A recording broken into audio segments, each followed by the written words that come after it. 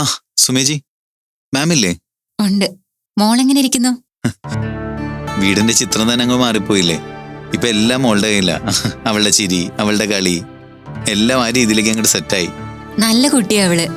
കണ്ടിട്ടും കൊതി മാറുന്നുണ്ടായിരുന്നില്ല. ഞങ്ങളുടെ എല്ലാവരുടെയും ഭാഗ്യമാണ് അവള്. സാറ് കുഞ്ഞിനെയും കൊണ്ട് ഇനി ഇങ്ങോട്ട് വരുന്നില്ലേ? അതെന്താ സുമേഷിക്ക് ഒരു സംശയം? അല്ല, താരംഗ് സാർ എന്തെങ്കിലും പ്രശ്നം ഉണ്ടാക്കിയെന്ന് കരുതി നമുക്ക് നമ്മുടെ ബന്ധം വേണ്ടെന്ന് വെക്കാൻ പറ്റൂ? അങ്ങനെയാണെങ്കിൽ നമ്മൾ ഈ ലോകത്തുനിന്ന് ഒളിച്ചോടാനേ സമയം ഉണ്ടാവും. നീ എപ്പോ വന്നു? ദേ വന്നേ ഉള്ളൂ. സുമേച്ചി മോളുടെ കാര്യം ചോദിച്ചു, അതും പറഞ്ഞുകൊണ്ടിരിക്കുവായിരുന്നു. നീ ഇരിക്കേ.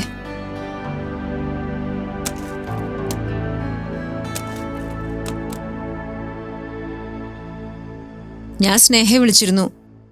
അധികം സംസാരിക്കാനൊന്നും സമയമില്ല പുള്ളിക്കാരിക്ക്, അമ്മയുടെ തിരക്ക്. അത് പറയാണ്ടിരിക്കുന്ന ഭേദം. ഞാൻ മുറിയിലൊരു സാധനം വെച്ചിട്ട് കാണാണ്ടായാലേ ഇപ്പൊ സ്നേഹയെ ഞാനൊരു 100 വട്ടം വിളിക്കണം. എന്നാലും വരവ് കണക്കാ. പെണ്ണുങ്ങളുടെ കാര്യം അങ്ങനെയാ. മക്കള് വന്നു കഴിഞ്ഞാൽ പിന്നെ പൂർണ്ണമായിട്ടും ശ്രദ്ധ അങ്ങോട്ടാവും. പിന്നെ അരുൺ, അന്നിവിടെ വന്നപ്പോ നിങ്ങൾക്കിട്ടായ നാണക്കേട്. എൻ്റെ പൊന്നു മാം, ഞാൻ അത് ചോദിക്കാനും പറയാനൊന്നും വന്നതല്ല. അതിൻ്റെ കാരണം എനിക്ക് നന്നായിട്ട് അറിയാം. ഞാനും സ്നേഹ അത് അപ്പോഴേ വിട്ടു.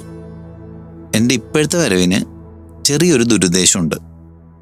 ദുരുദ്ദേശോ? ഒരു ചെറിയ പ്രോബ്ലം. എയിം സർജിക്കൽസ് എന്നുള്ള കമ്പനിയിൽ നിന്ന് കുറച്ച് മിഷനറീസ് ഹോസ്പിറ്റലിലേക്ക് സപ്ലൈ ചെയ്തിട്ടുണ്ട്. ആ കമ്പനിയുടെ ഉടമ ഇപ്പം നാട്ടിലുണ്ട്. അയാളെ ഒന്ന് മീറ്റ് ചെയ്യാൻ ഹോസ്പിറ്റൽ മാനേജ്മെന്റ് എന്നോട് പറഞ്ഞു. കുറച്ച് ബിസിനസിന്റെ കാര്യങ്ങൾ സംസാരിക്കാൻ വേണ്ടിയാ. അതിന് നീ എന്തിനാ അത് ഏറ്റെടുത്തത്?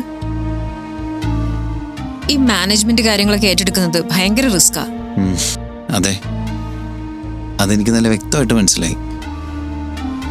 ഈ എയിം സർജിക്കൽസ് ഒരു ബിഗ് ഷോട്ടാ.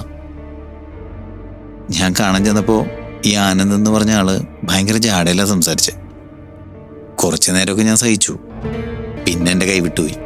എന്നിട്ട് അയാള് കേരളത്തിലെ ആരോഗ്യരംഗത്തെക്കുറിച്ചും ഇവിടുത്തെ ഡോക്ടേഴ്സിന്റെ എത്തിക്സിനെ കുറിച്ചും ഭയങ്കര മോശമായിട്ടാണ് സംസാരിച്ചത്. പിന്നെ കുറച്ച് പത്ര റിപ്പോർട്ടും. അയാൾ വലിയ കമ്പനി ഉടമയാണെന്നും ഹോസ്പിറ്റൽ മാനേജ്മെന്റ് വേണ്ടപ്പെട്ട ആളെന്നൊന്നും ഞാനപ്പോൾ വിചാരിച്ചില്ല. ഇതിപ്പോ മാനേജ്മെന്റ് വിശ്വസിച്ച് എന്നൊരു കാര്യം ഏൽപ്പിച്ചിട്ട് ഇതിപ്പോ അവർക്ക് തന്നെ ഒരു ബുദ്ധിമുട്ടായി. അതാ ഞാൻ പറഞ്ഞത്, ഇത് നിനക്ക് പറ്റിയ പണിയല്ലാന്ന്. ഇനിയിപ്പോ എന്താ ചെയ്യാ? ഞാൻ നാളെ അയാൾ ഒന്നും കൂടി കാണാൻ പോകുന്നുണ്ട്. തനിച്ചു പോകാനൊരു ബുദ്ധിമുട്ട്. നിർത്തിയ സ്ഥലത്തു നിന്നാണ് തുടങ്ങണമെങ്കിൽ മാം എൻ്റെ കൂടെ ഒന്ന് വരുമോ?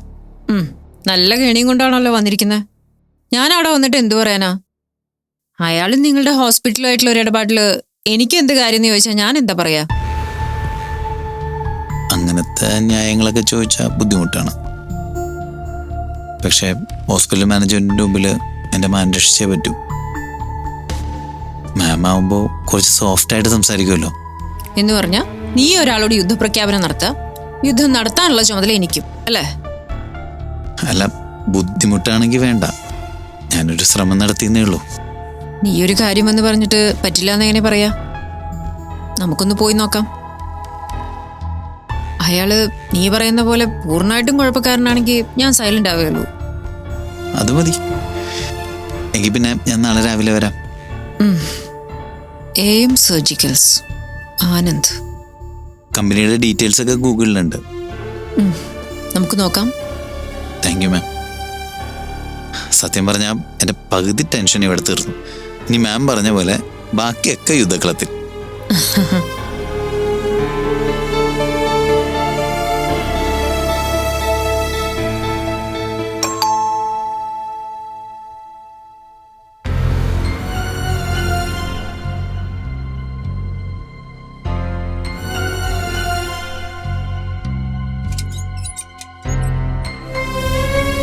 തന്നെ ഞാൻ അങ്ങോട്ട് വിളിക്കണമെന്ന് വിചാരിച്ചേ ഉള്ളൂ. ഇരിക്കേ.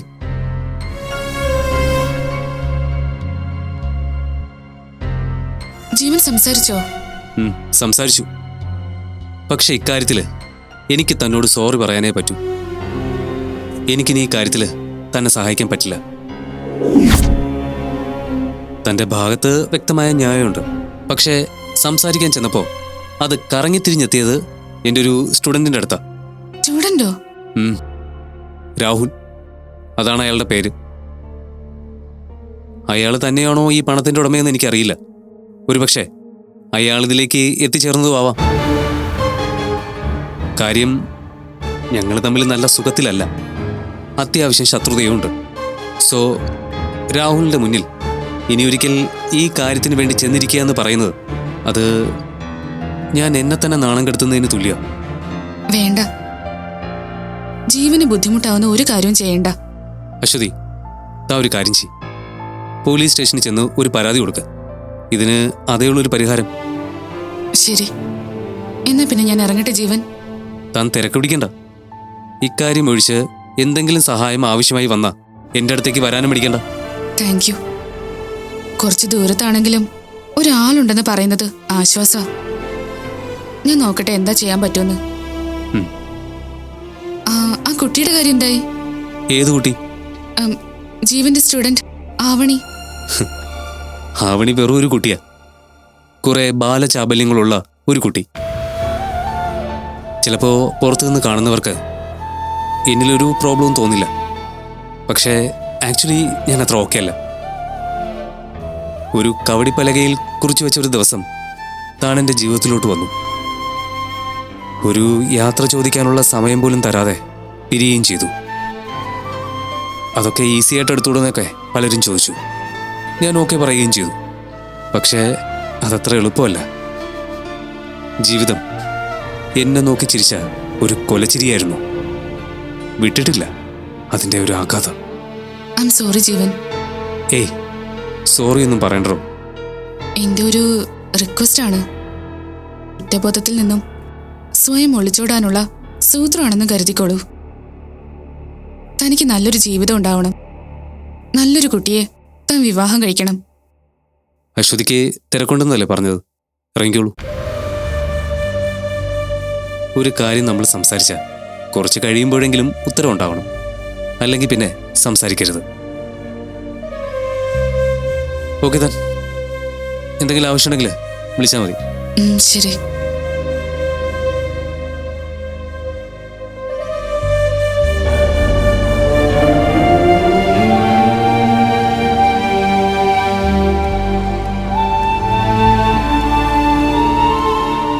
ആവണി,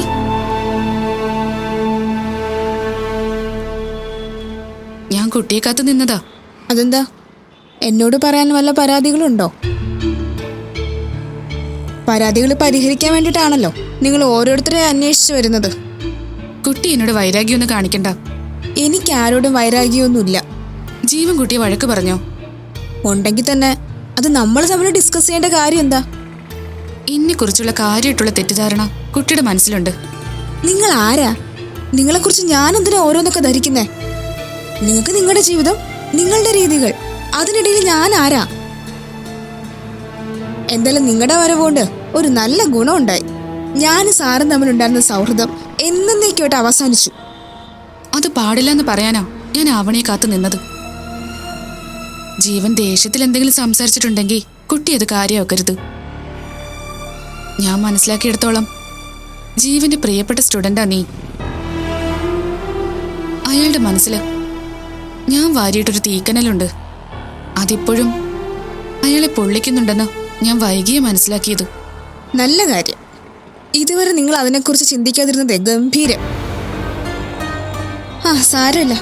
നമ്മൾ ചില സ്ഥലത്ത് കണ്ടില്ലാന്ന് നടിച്ചാലും ദൈവം കാണുന്നുണ്ടല്ലോ. അതിനുള്ളത് നിങ്ങൾക്ക് കിട്ടുകയും ചെയ്തല്ലോ. ശരിയായിരിക്കും. ചിലപ്പോൾ അതൊക്കെ തന്നെ ആവും എന്റെ ജീവിതം ഇങ്ങനെയൊക്കെ ആകാനും കാരണം. എന്നെ വിട്ടേക്ക്. ആവണി നേരത്തെ ചോദിച്ച പോലെ ഞാനാരാ? ഈ വലിയ ഭൂമിയില് ഞാൻ നാളെ ഇല്ലാതായി പോയാൽ ആരും ചോദിക്കാനില്ലാത്തൊരാള്. ജീവൻ അങ്ങനല്ല കുട്ടി. അയാളുടെ നല്ല മനസ്സിന് ദൈവത്തിൽ നിന്നൊരു കൂലി കിട്ടാനുണ്ട്. അത് ചിലപ്പോ ആവണിയുടെ രൂപത്തിലാവും. നിങ്ങൾക്ക് വേറെ ജോലിയൊന്നുമില്ലേ? ഞാൻ പറഞ്ഞല്ലോ അതൊക്കെ അവസാനിച്ചു എന്ന്. ഞാൻ ഇനി അങ്ങോട്ട് പോകുന്നു പോലുമില്ല. അദ്ദേഹം എന്നെ പഠിപ്പിക്കുന്ന ഒരു അധ്യാപകനാ. മറ്റു കുട്ടികളൊക്കെ അങ്ങനെയല്ലേ കാണുന്നേ?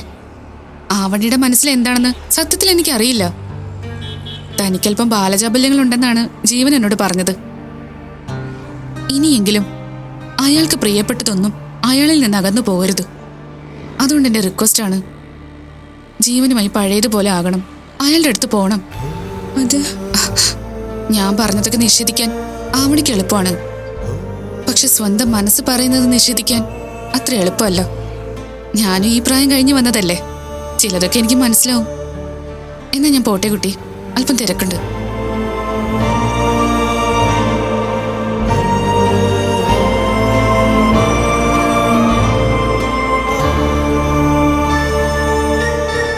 റീസമ്മോളെ കൊണ്ടുവരുമ്പോൾ ഇനി ഒരിക്കലും ഓർഫനേജിലെ ക്ലാസ് മുടക്കില്ല എന്ന് സ്നേഹമോള് പറഞ്ഞപ്പോൾ ഞാനതിന് വലിയ പ്രാധാന്യമൊന്നും കൽപ്പിച്ചില്ല.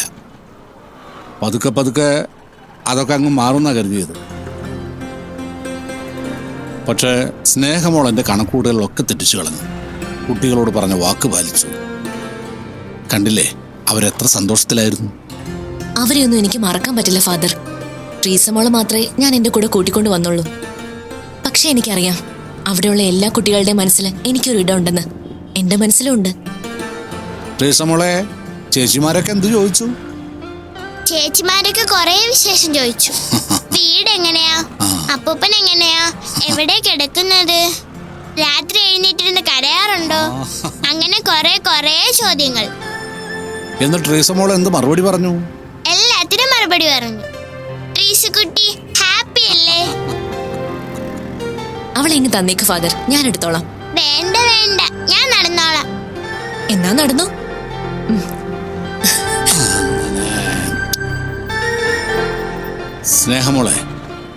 സ്നേഹമോളെ എന്നും എനിക്ക് ഇങ്ങനെ തന്നെ കാണാൻ കഴിയും.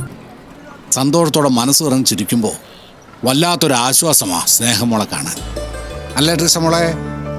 അല്ലെങ്കിൽ അമ്മയുടെ മുഖത്ത് നോക്കി എന്താ കുഴപ്പം? അങ്ങനെ ചോദിക്കുമോളെ.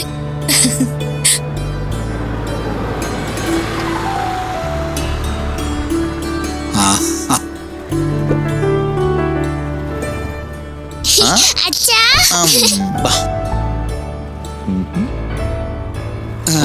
നീ എവിടെ നടാ? മൈഥിലി മാമിന്റെ അടുത്ത് പോയതാ. പുള്ളിക്കാരനെ ഒരു വിഷയത്തിൽ ചെന്ന് കുടുങ്ങിയിട്ടുണ്ട്. എന്ത് വിഷയം? ഓ, അത് ഹോസ്പിറ്റൽ സംബന്ധമായ ഒരു കാര്യമാണ്. ഒരാളൊന്നും കണ്ട് സംസാരിക്കാനുണ്ട്. അതിന് മൈഥിലി മാം കൂടെ ഉണ്ടെങ്കിൽ കൊള്ളാന്ന് തോന്നി. എന്നിട്ട് മാം സമ്മതിച്ചോ? ആദ്യം ഒഴിഞ്ഞു മാറി, പിന്നെ ഞാൻ വാശി പിടിച്ചു. അപ്പോ പ്രോബ്ലം സോൾവ്ഡ് ആണ്. താൻ കരുതുന്ന പോലെ അയാളത്ര നിസ്സാരക്കാരനൊന്നുമല്ല. എൻ്റെ ജീവിതത്തിൽ ഇത്രയും ഷാർപ്പായിട്ടുള്ള ഒരാളെ ഞാൻ കണ്ടിട്ടില്ല. പക്ഷേ മൈഥിലി മാമിനെ നമുക്കറിയാലോ. ആ ഷാർപ്നെസ് ഒക്കെ മൈഥിലി മാമിന്റെ മുമ്പിൽ അവസാനിച്ചോളും. എന്നാ പിന്നെ ഞങ്ങൾ പോകട്ടെ ഫാദർ. ആ നിക്കടാ, പോകാൻ വരട്ടെ. നമുക്കൊന്ന് വീട് വരെ കയറിയിട്ട് പോകാം. അതെന്തിനാ? അയ്യടാ, അത് ഞാൻ താമസിക്കുന്ന ഒരു ഭവനാ. അവിടെ നിനക്ക് കയറാൻ പ്രത്യേകിച്ച് കാരണം വല്ലതും വേണോടാ? അങ്ങനെയല്ല ഫാദർ, വിശേഷിച്ച് എന്തെങ്കിലും ഉണ്ടാവുമെന്ന്. എൻ്റെ വിശേഷം നിങ്ങളൊക്കെ തന്നെ അല്ലടാ. ട്രീസമോളെ ഫാദറിന്റെ വീട്ടിലേക്ക് പോവല്ലേ? പിന്നെ എനിക്ക് ഭയങ്കര ഇഷ്ടാ ഫാദറിന്റെ വീട്ടിലേക്ക് വരുന്നത്. അതെന്താ അങ്ങനെ ഒരു ഇഷ്ടം? അമ്മയല്ലേ പറഞ്ഞത് ഫാദർ വീട് അച്ഛന്റെ വീട് തന്നെയാണെന്ന്. അപ്പൊ അവിടെ പോണ്ടേ? കൃത്യമായിട്ടുള്ള മറുപടി പറഞ്ഞു. ഇതിൽ ഭംഗിയായിട്ട് എൻ്റെ കുട്ടി എന്ത് മറുപടി പറയാനാ? എന്നാ ബാ നമുക്ക് പോവാം. ഓ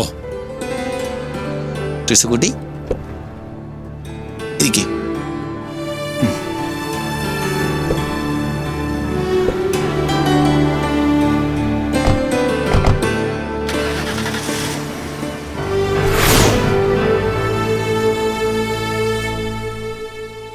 എന്തുപറ്റി? ഇന്ന് ക്ലാസ് ഇല്ലേ? ക്ലാസ് ഉണ്ട്. എനിക്ക് വഴി വെച്ച് വയ്യാതായതുപോലെ. വല്ല തലകറക്കോ മറ്റോ ആണോ? ഏയ്, തലവേദന ഉണ്ട്. നടന്നപ്പോ കൂടുതൽ ഭാരം പോലെ. ഇവള് സുഖമില്ലാതെ തിരിച്ചു പോകുന്നത്? എന്തോ ചെടി? തലവേദന ചേച്ചി, ഒന്ന് കിടന്നാ മതി. കിടക്കണമെന്ന് നിൽക്കണ്ട രഞ്ജിത്തെ, നമുക്ക് ഡോക്ടറെ അടുത്ത് പോവാം. എന്താന്ന് നോക്കാലോ. അത്രയ്ക്കൊന്നുമില്ല, ഒന്ന് കിടന്നാ മതി. എടി, ഡോക്ടറെ അടുത്ത് പോവാൻ ബുദ്ധിമുട്ടൊന്നും ഇല്ല. വേണ്ട, ഞാൻ കിടക്കട്ടെ.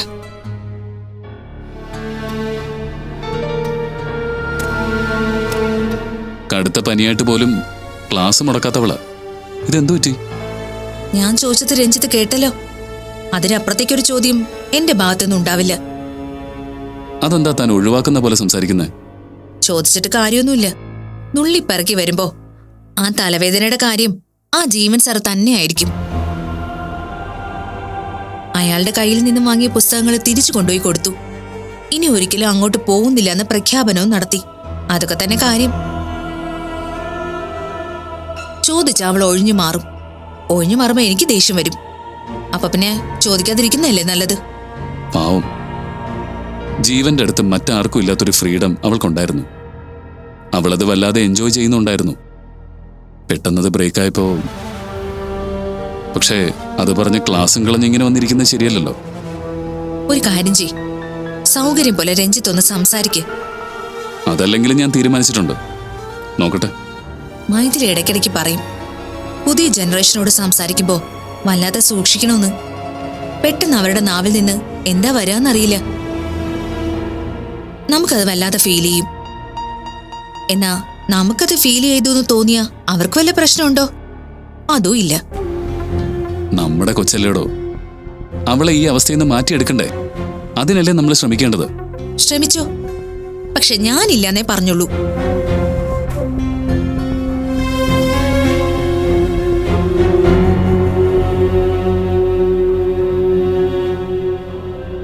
ആഹാ, വാ. ദാ, എന്താ മോൾക്കൊരു സർപ്രൈസ് ഉണ്ടെന്ന് ഫാദർ പറഞ്ഞത്? എനിക്കറിയില്ല. അത് ചുമ്മാതാ. എന്നെയും മോളെ ഞെട്ടിക്കാൻ വേണ്ടി അച്ഛനും മോനും എന്തൊക്കെയോ ഒരുക്കി വെച്ചിരിക്കുക. ഇല്ലടോ, എനിക്കറിയില്ല. റീസ മോളെ, ഇതങ്ങ് പിടിച്ചേ.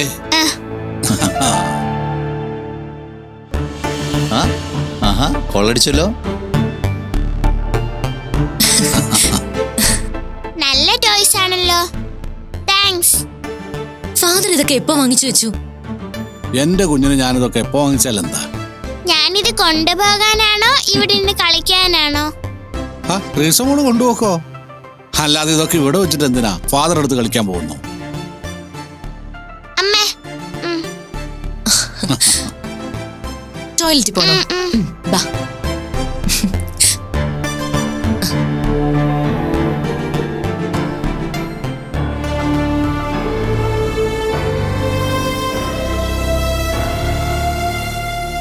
എന്താ ഫാദർ? ഈ സാധനങ്ങൾ റീസ മോൾക്ക് കൊടുക്കണോ വേണ്ടെന്നൊക്കെ ഞാൻ പലവട്ടം ചിന്തിച്ചതാ. പിന്നെ തോന്നി അത് ഒഴിവാക്കുന്നത് ശരിയല്ലെന്ന്. ഇതൊക്കെ ചൈതന്യം കൊണ്ടുവന്നാടാ. ഒരമ്മയുടെ സമ്മാനങ്ങളെ നമ്മൾ നിഷേധിക്കുന്നത് ശരിയല്ലല്ലോ. ഞാൻ കാര്യമായിട്ട് തന്നെ ആ കുട്ടിയോട് പറഞ്ഞിട്ടുണ്ട്, മേലിൽ ഇതൊന്നും ആവർത്തിക്കരുതെന്ന്. ഫാദർ എല്ലാം അറിഞ്ഞാ ഇതൊക്കെ ചെയ്തതല്ലേ? പക്ഷെ എനിക്കെന്തോ തീ ചവിട്ടി നിൽക്കുന്ന പോലെ ഒരു തോന്നൽ. ഇതിന്റെ പേരിൽ നീ ഇനിയിപ്പോൾ ടെൻഷനാവൊന്നും വേണ്ട. അവൾക്കൊരു കുടുംബമുണ്ട്, അവിടെ വലിയൊരു ഉത്തരവാദിത്തമുണ്ട്. പതിയെ പതിയെ ഇതങ്ങ് മറന്നോളും.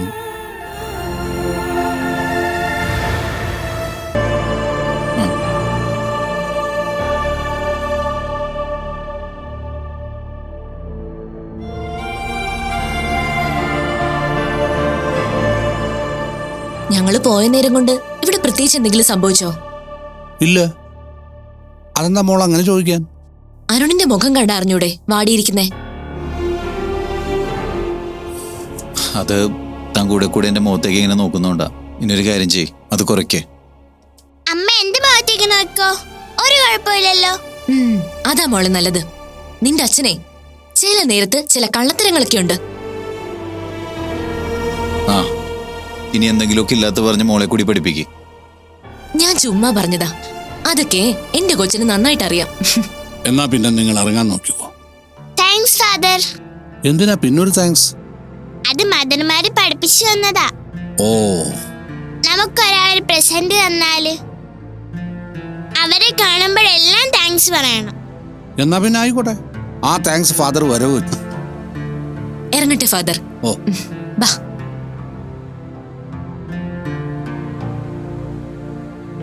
എന്നാ ഞാൻ ഇറങ്ങട്ടെ ഫാദർ. ഓർക്കാനുള്ള കാര്യങ്ങൾ മനുഷ്യൻ എഴുതി വെക്കും. അതുപോലെ മറക്കാനുള്ള കാര്യങ്ങളും മനസ്സിൽ എഴുതി വെക്കണം. അല്ലെങ്കിൽ പിന്നെ ജീവിതം വലിയ ഭാരമായിരിക്കും. ചെല്ലടാ, ചെല്ല്.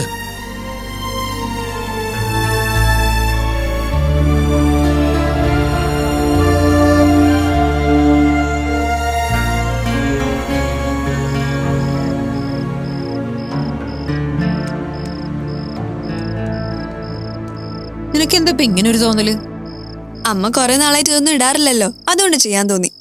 പിന്നെ ഇനിയിപ്പോ ഇതിടാത്തതിന്റെ കുഴപ്പമുള്ളൂ. അല്ല, പെട്ടെന്ന് എന്തോ ഒരു തോന്നല് എന്നെ ഒന്ന് സുന്ദരിയാക്കാന്ന്. അതിന് അമ്മ എന്തിനാ സുന്ദരിയാക്കുന്നത്? അമ്മ നല്ല സുന്ദരിയല്ലേ.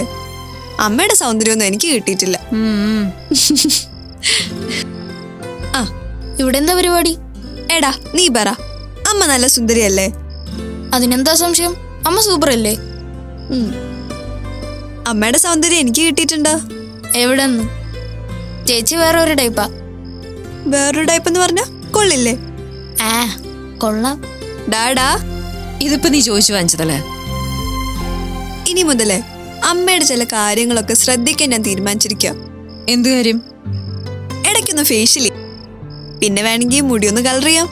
ഇതെന്താടി, അവസാനം നീ എന്നെ ആർക്കെങ്കിലും കെട്ടിച്ചു കൊടുക്കുവോ? അങ്ങനെ ഒരു ആലോചന ചിലപ്പോ ഉണ്ടാവും.